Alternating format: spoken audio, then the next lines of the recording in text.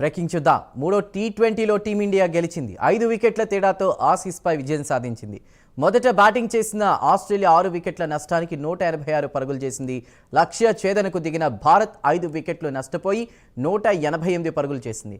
49 పరుగులతో వాషింగ్టన్ సుందర్ అలరించారు. ఇక 5 టీ20ల సిరీస్ను కూడా 1-1తో భారత్ సమం చేసింది.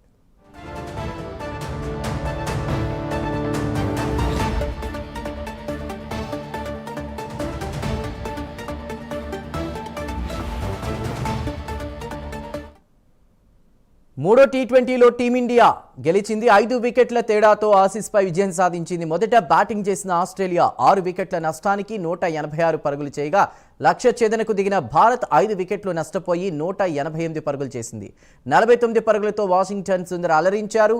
5 టీ20ల సిరీస్ను 1-1తో భారత్ సమం చేసింది.